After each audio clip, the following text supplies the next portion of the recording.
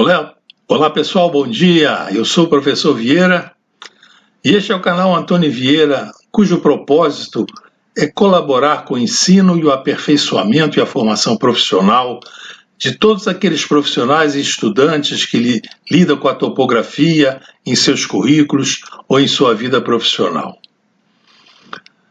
Em primeiro lugar, eu quero agradecer a todos os novos inscritos. Eu estou muito satisfeito com os novos inscritos que estão vindo aqui. Acredito que seja por indicação dos mais antigos. E quero então hoje, preparei uma aula para vocês que aparentemente vocês podem até achar que não tem nada a ver com topografia. É a questão dos estudos da função, das funções ATAM2 e ATAM, dividir em duas partes. Nessa primeira parte vamos falar da função ATAM1. Então vamos mostrar algumas aplicações.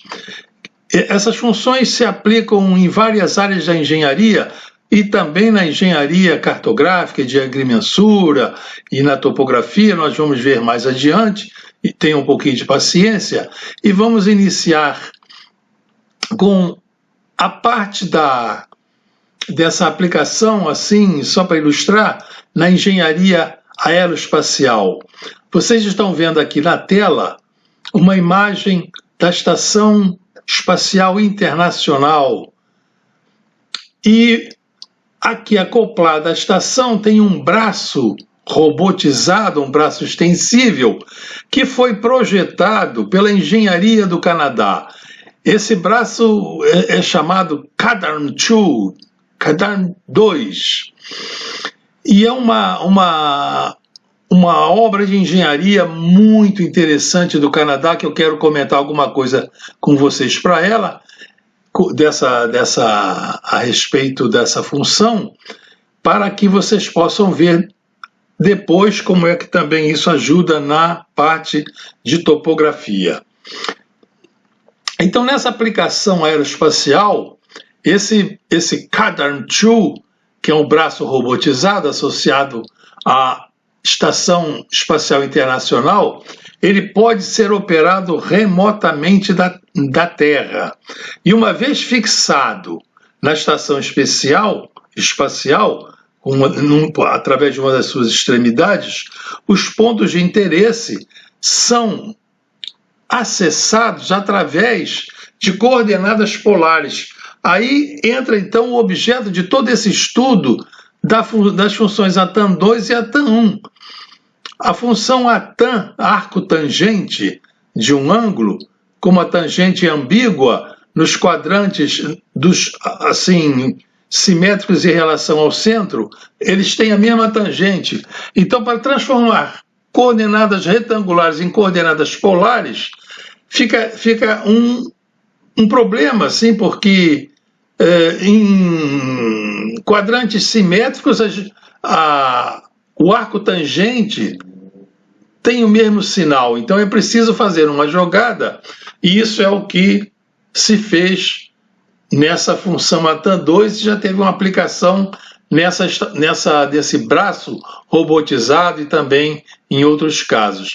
Esse braço robotizado, né, é um braço, assim como o nosso braço humano, tem várias articulações, e cada articulação dessa, ela é operada, assim, ela é traduzida por movimentos de matrizes que se quer achar o ângulo de rotação que se quer dar a cada uma desses braços, dessas partes dos braços móveis, para se chegar lá na ponta com as coordenadas polares que interessam ao acesso ao ponto que se quer localizar. Aqui está um esqueminha daquele braço, né, em que nós temos aqui onde o braço está acoplado à estação, espacial ou até alguma outra estrutura, se for na Terra, na fabricação de aviões ou de automóveis, e tem-se aqui um sistema triortogonal de coordenadas,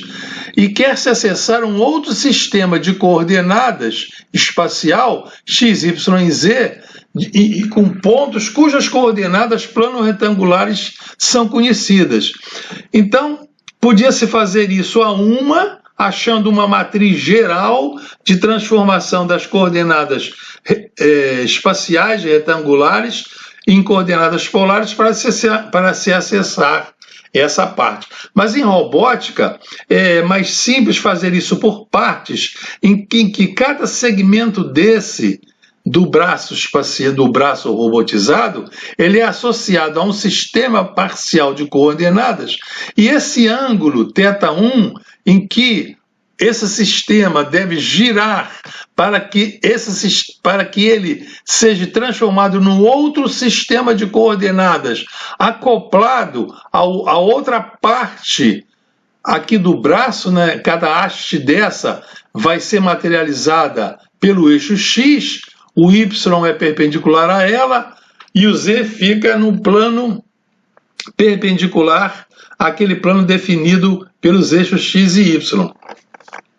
E se faz então, o que se quer saber é o ângulo que seria girado, o ângulo θ1, θ2 e assim por diante, que seria girado para que as coordenadas desse sistema velho fossem transformadas num sistema novo. Eu já mostrei isso a vocês quando eu tratei daquela NBR 14166, que eu coloquei aquelas matrizes. A matemática usada é a mesma, é transformação de coordenadas utilizando matrizes. E nessas matrizes, nós vimos lá que tem os cossenos diretores das matrizes e a matriz fica com senos e cossenos. Então, o ângulo pode ser determinado, esse ângulo θ, através da divisão do seno de θ com cosseno de θ. Mas aí entra aquela questão da ambiguidade da tangente. A função tangente é ambígua. E isso daí é um problema para a localização inequívoca dos pontos. Então, eu vou conversar um pouco com vocês a respeito disso, estudando a função tangente, né, e arco tangente, e na parte 2 finalizaremos com o estudo da função arco tangente 2. Nós temos aqui, então, um pequeno exemplo, aqui um filmezinho que é desse braço robotizado do Canadá, em que ele está acoplado à estação espacial e ele vai inserir esse cilindro numa parte da estação espacial cujas coordenadas dessa parte da estação espacial é conhecida. Então, o braço vai se mover através das suas coordenadas polares até incorporar, até introduzir esse cilindro no lugar certo, lá nessa estação espacial. Vamos ver esse filmezinho, essa animação.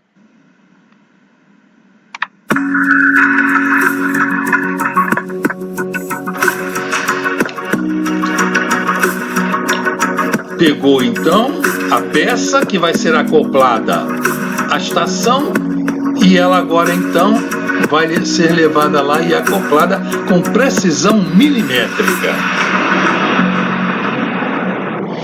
Os créditos aí para o Canadá por essa obra de engenharia. Também se aplica esses robôs na fabricação de automóveis, de aviões e assim por diante, né? E o princípio é sempre o mesmo da robótica. Esses braços assim associados a matrizes, a sistema de coordenadas, e vai se determinando esses ângulos através da matriz dos cossenos diretores para que as peças possam ser colocadas no lugar certo. Esse sistema, né, é muito usado também em fabricação de automóveis, de mobilidade.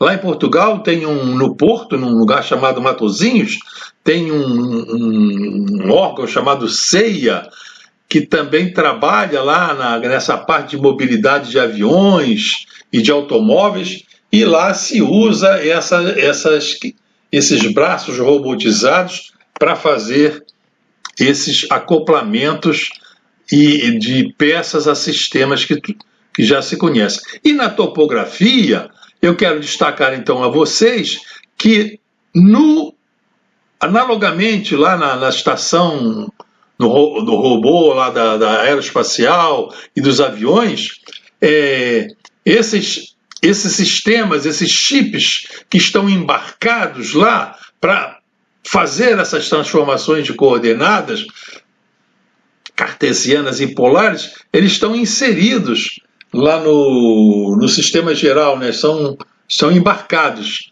são sistemas embarcados, é a tecnologia embarcada lá. E no caso da estação total, o cálculo de azimutes em função de coordenadas cartesianas, principalmente quando vai se fazer aplicação na locação de pontos, então nessas estações também tem incorporado lá no sistema essa função ATAN2, que permite então de forma inequívoca chegar ao azimute, ao ângulo, sem ambiguidade.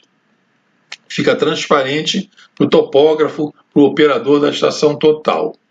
Então, nós vemos aqui um exemplo, então, da estação total, locando pontos por irradiação.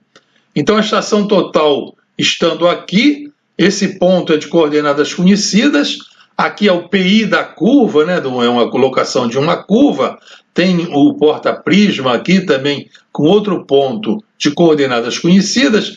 Então, esses dois pontos com coordenadas conhecidas, existe dentro da estação total um chip, um firmware, também é outra parte da tecnologia embarcada, que calcula o azimute em função de coordenadas plano-retangulares.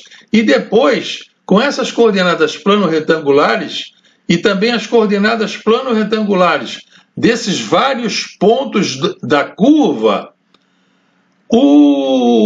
a estação total fornece automaticamente, através dessa função ATAN2, ela vai fornecendo podia fornecer o azimute, e se zerar aqui o aparelho em zero nesse PI, ela vai fornecendo o ângulo para cada uma dessas estações e a distância.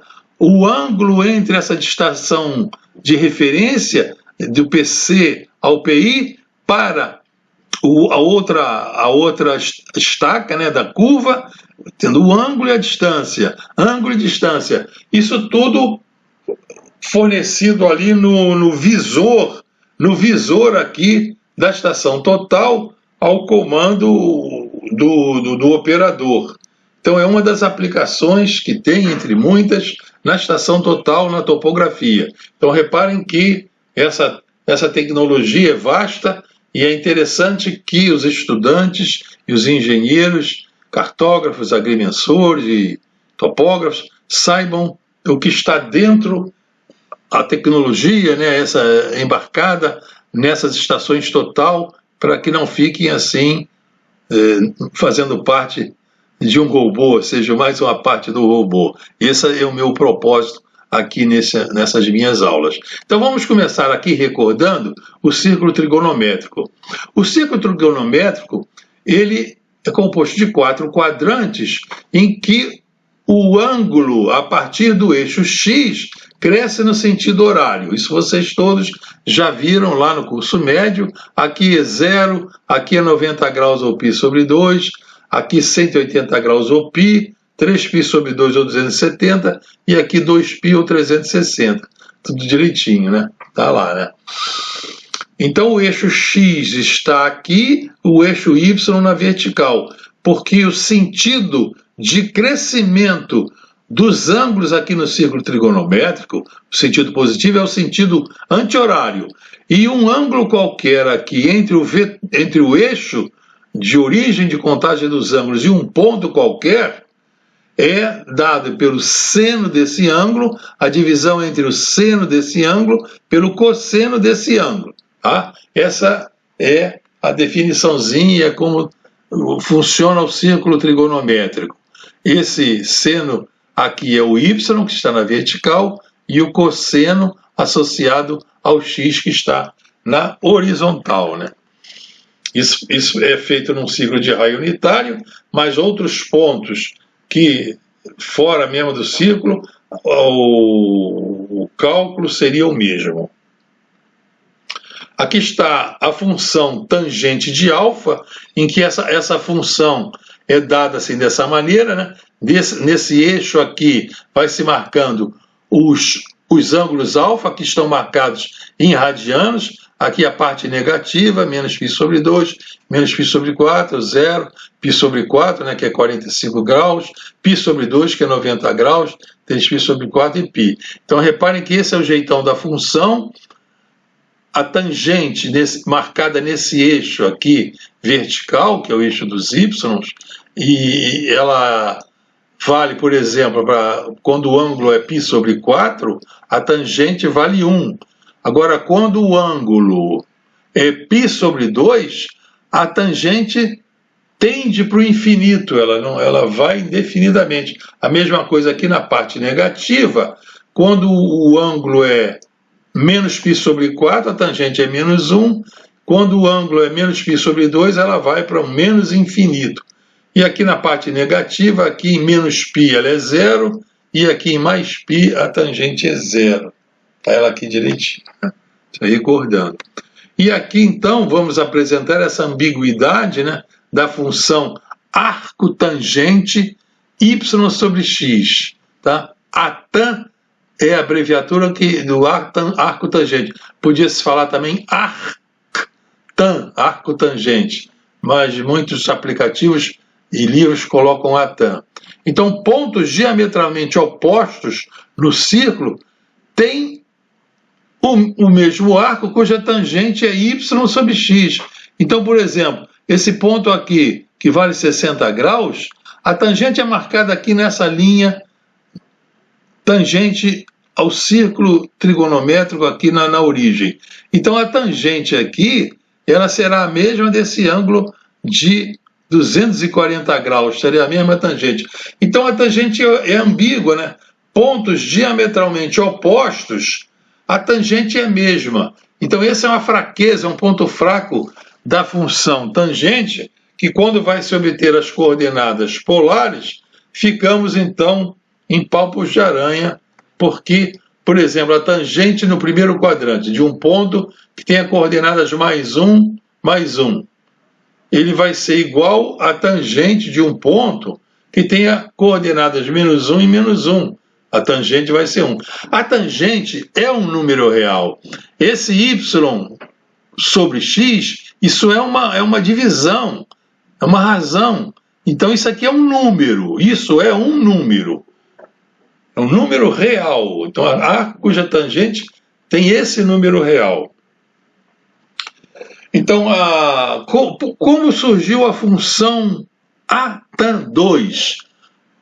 YX. Então, reparem que aqui agora a maneira de escrever arco tangente 2, y, ponto e vírgula x, já mostra que aqui são dois números, isso aqui são dois parâmetros.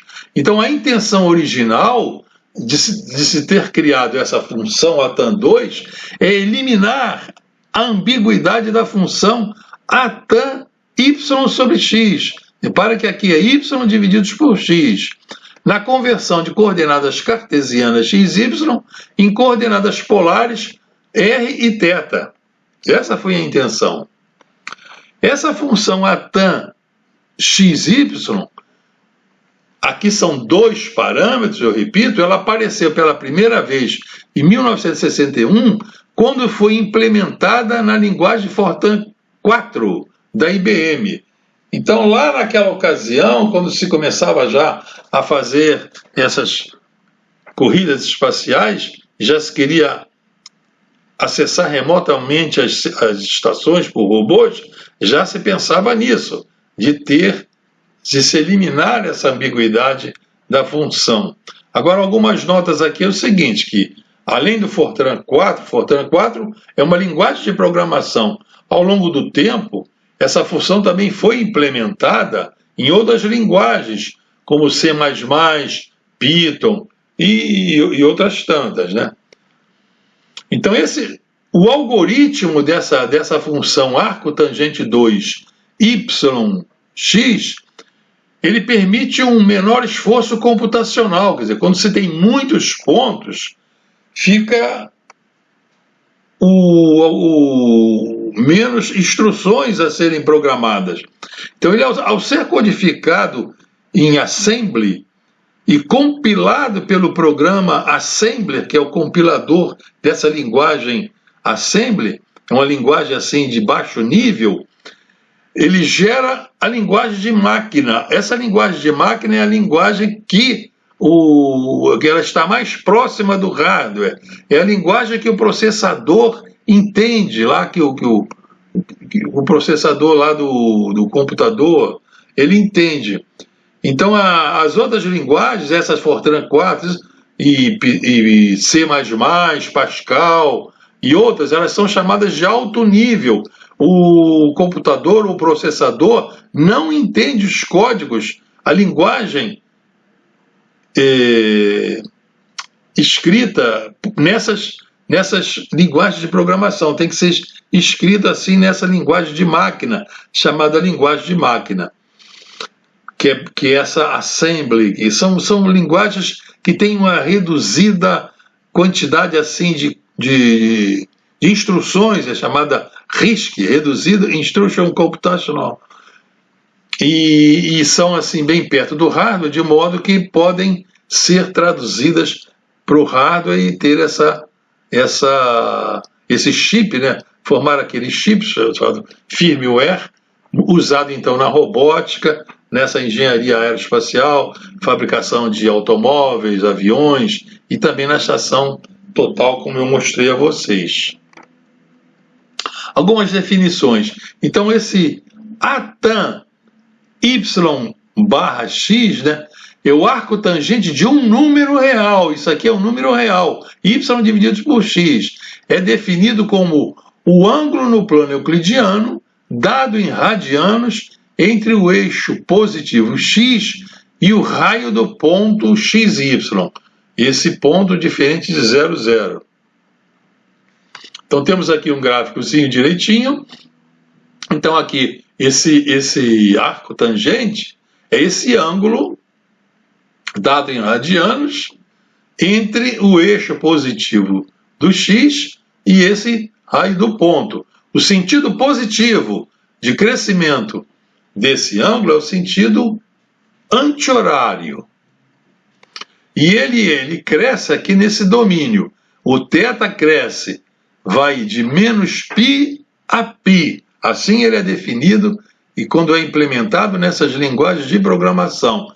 Então o θ vai nesse giro aqui até mais π, no sentido positivo, e vai do eixo aqui até menos π, no sentido negativo. Assim é definido nessas linguagens de programação e lá quando se trabalha em fazer lá essas tecnologias embarcadas em várias coisas, inclusive na estação total.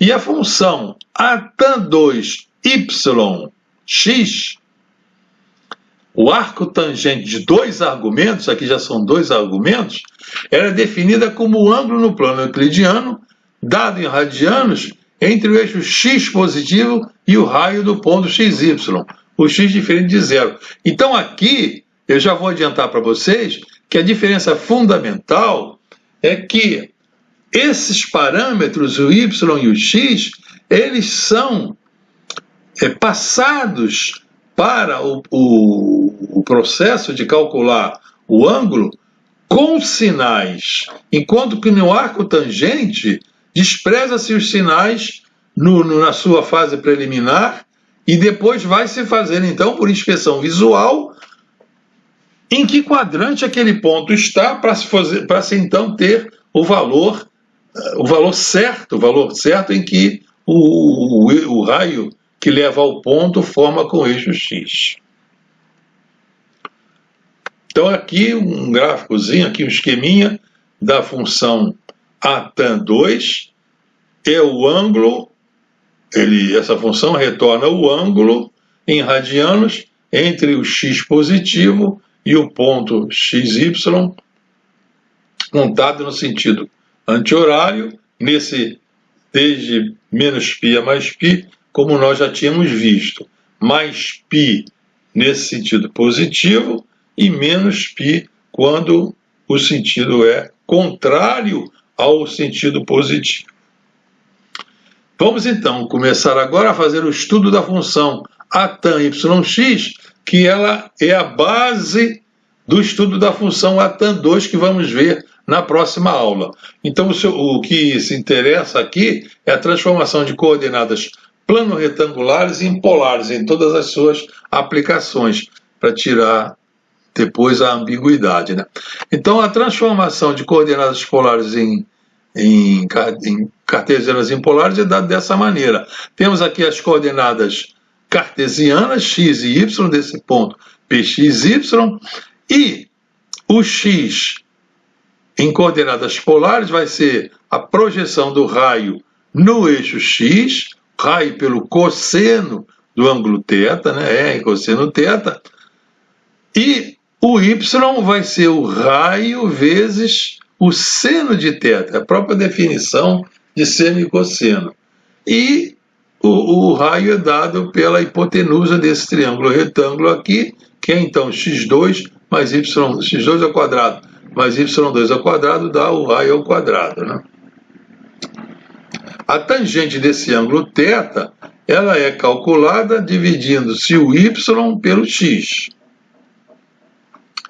O ângulo θ, então, vai ser o atan y sobre x. Aqui é um número, tá vendo? Então, o θ, atan y sobre x. As coordenadas polares r e θ são assim. Então, o θ, já vimos ali, é o arco tangente, ou atan y sobre x, e o r é a raiz quadrada de x2 mais y2. Então, nós temos aqui as coordenadas polares para chegar a esse ponto aqui. São r e θ, e o sentido positivo é o anti-horário. Isso é na matemática, isso é aquelas aplicações que nós vimos lá na engenharia aeroespacial, na engenharia aeronáutica. Agora, no plano topográfico, vamos falar agora, que ficar mais próximo da nossa profissão, vamos ver como é que o uso do atan y sobre x no plano topográfico. Então, um ponto P de xy ou P delta lambda mais delta E, então reparem aqui que na topografia nós vamos associar o x ao delta n, o y ao delta E. Essas são as coordenadas retangulares de um ponto no plano topográfico. Então nós temos ele aqui, um ponto no plano topográfico, e aqui temos os eixos, né, o eixo y e o eixo x. Então reparem aqui que o sentido positivo de crescimento do ângulo é o sentido horário, é contrário àquele sentido positivo lá no círculo trigonométrico. Então, como inverter o sentido? Inverte-se os eixos, coloca-se o x na vertical e o y na horizontal, de modo que fica tudo como preconizado lá na trigonometria, lá no círculo trigonométrico. Primeiro quadrante, aquela região do plano varrida desde do eixo de referência, né, o eixo de origem de contagem do ângulo, até 90 graus. Então, assim é que vamos fazer, senhores. Então, isso aqui, no caso, vai ser a parte do delta E, e aqui a parte do delta N, ou X, e aqui delta E, ou Y. E aqui é o ângulo θ, aquele é θ, e vamos ter também esse ângulo auxiliar alfa para ajudar a calcular o θ. Marcamos aqui, para fazer exemplos, 4 pontos nos 4 quadrantes. Então aqui o quadrante, primeiro quadrante, segundo quadrante, terceiro quadrante e quarto quadrantes topográficos. Repare que tem o sentido contrário aos quadrantes trigonométricos, que estamos considerando agora o sentido positivo aqui na topografia, é o sentido horário. Então aqui tem um ponto, ΔE e ΔN, que eu chamei de 1 e 1, ambos positivos.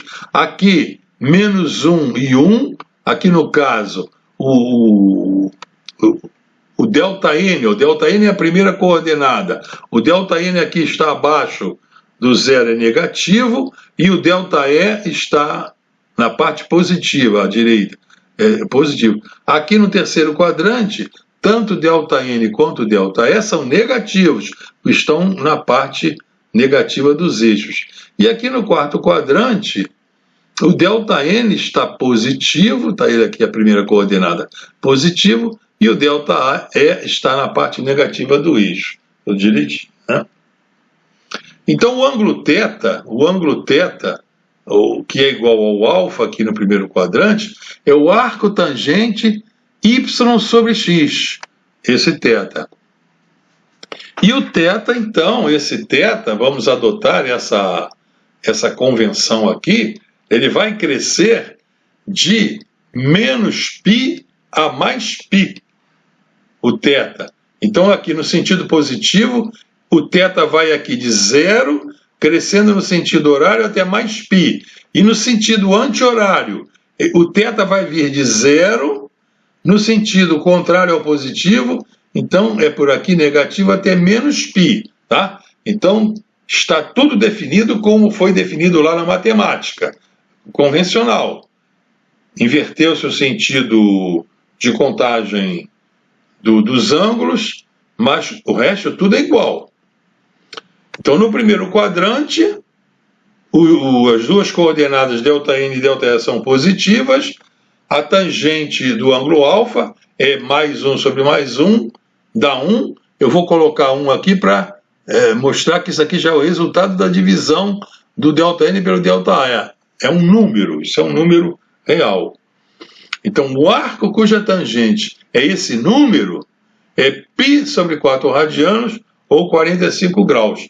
Então, esse ângulo θ, que é igual ao alfa, vai ser igual ao azimute. O azimute vai ser contado, né, como nós sabemos na topografia, do norte até a direção considerada no sentido horário. Então, aqui é tudo igual.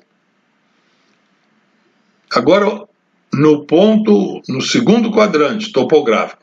Então, no segundo quadrante topográfico, o ΔN, então, para esse ponto, vai ser menos 1, o ΔE é mais 1. Tá? O ΔN para esse ponto aqui é menos 1, e ali é mais 1. Então, a tangente desse ângulo alfa vai ser, então, mais 1, que é o ΔE, está na parte positiva, ΔE sobre ΔN, mais 1 divididos por menos 1. Então, a tangente é negativa. Então, como a função tangente é ambígua, vamos desprezar as informações dadas pelo sinal nesse cálculo. É assim que se faz. Ela é ambígua, despreza-se as informações do sinal. Vemos assim quanto vale o ângulo alfa. Esse ângulo alfa, calculando assim como módulo de ΔE e módulo de ΔN, o alfa, então, desprezando o sinal, vai dar 1. Vocês já sabem isso lá da topografia. E, então, o ângulo alfa é 45 graus aqui, desprezando-se o sinal. A informação dos sinais aqui é a seguinte, né? O ΔN é negativo e o ΔE é positivo. Agora que vai se levar as informações de sinal que antes tinha se desprezado para colocar o ponto no quadrante certo. Então, o alfa, considerando-se os sinais, ele é negativo, ele vale menos 45 graus. Então, o θ vai ser, o θ como vale, começa a ser contado aqui de 0 no sentido positivo até 180 graus, então vai ser 180 menos esse alfa aqui, 45 graus. Tá? Isso aqui é o θ. O θ está marcado aqui. Então, θ é 180 menos 45, que dá 135 graus, que é o azimuth. Então aqui é o azimuth, olha, esse azimuth aqui vai ser igual ao θ, tá? O azimuth ao θ. Então no primeiro quadrante também o azimuth era igual ao θ, porque o θ era positivo. No segundo quadrante o azimuth também é igual ao θ, que o θ é positivo. Então vamos agora aqui ao outro quadrante, no terceiro quadrante. O ângulo alfa aqui no terceiro quadrante, que os dois, ΔE e ΔN, são negativos. Então dividindo-se o Y, que é o ΔE é o Y, ΔE é o Y, pelo ΔN, que é o X, nós temos menos dividido por menos dá mais, mas essa função é ambígua, desprezamos os sinais. No terceiro quadrante, o ΔN é negativo, ΔE é negativo, os dois, desprezando os sinais. Então, o arco cuja tangente é alfa, desprezando os sinais, dá 45 graus. O θ, no caso aqui, ele vai ser marcado desde o norte, aqui desde o X, até o ponto considerado, e como está no sentido contrário ao sentido arbitrado como positivo, esse ângulo θ é negativo, ele vai ser dado como negativo, menos θ. Está ele aqui, né? Vale, o domínio dele é menos π mais π. Então, menos θ, esse menos θ vai ser igual. Então, reparem aqui, se eu fizesse esse percurso todo, esse ângulo raso todo, até aqui daria menos π, porque eu vim no sentido contrário. Menos π mais o alfa, que são 45 graus. Tá? Então, menos θ vai dar menos 180 mais 45 graus dá menos 135 graus. Então, o azimuth é menos 135 graus mais 360. Então, se eu chegar a esses menos 135 graus, somar 360, eu vou ficar com esse ângulo desde o norte até aqui, ó. Vai ser o azimuth. O azimuth será 225 graus. Contado aqui, eu não marquei aqui para não sobrecarregar a figura, mas no próximo quadrante eu vou marcar, no próximo exemplo. Tá? Então, o θ aqui deu negativo. Então, repare, o θ dando negativo, somo 360 graus. E tenho, então, o azimuth. Vamos, então, agora ao quarto quadrante. Aqui no quarto quadrante, o ΔN, que está aqui no eixo vertical, é positivo. E o ΔE, que está no eixo horizontal, é negativo. O alfa é o ΔE sobre ΔN, né? ΔE sobre ΔN, calculo aqui o alfa. Dá negativo, mas ela é ambígua, nada se pode afirmar. Então, despreza-se o sinal. Nesse quadrante, o ΔN é positivo, ΔE é negativo. Tem-se, então, aqui o arco tangente vai ser menos 45 graus, levando em conta os sinais. Se interpretando o sinal agora, tem-se aqui quanto vale o alfa considerando o sinal. O θ é negativo aqui, né? Vem do norte, né? Vem aqui do ΔN até o ponto, no sentido horário. Reparem que o θ aqui, ele vai ser igual ao alfa, e também negativo, porque está vindo no sentido contrário ao sentido positivo. Então, menos θ, que ele é negativo, é igual a menos alfa. Menos θ é menos 45, e o alfa é menos 45. O azimuth, como o θ é negativo, somando 360, dá 315 graus, dá o azimuth. Então, quando o θ é negativo, somo 360. Então, aqui eu botei o azimuth. Então, o azimuth vem lá do norte até a direção considerada. Então, dá, somando-se negativo, somando-se mais 360, ficamos, então, com o azimuth 315 graus dessa direção para esse ponto aqui. Perceberam, senhores? Então, essa é essa metodologia para calcular o azimuth que vocês podem adotar. Então, terminamos aqui a parte 1. Obrigado por assistirem essa aula. Inscrevam-se cliquem as notificações, compartilhem o vídeo, comentem, sugerem outros assuntos.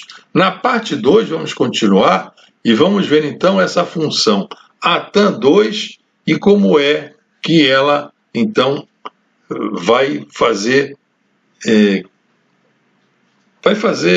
tirar essa fragilidade da ambiguidade da função tangente. Então, senhores, espero que tenham gostado. Até a vista, pessoal!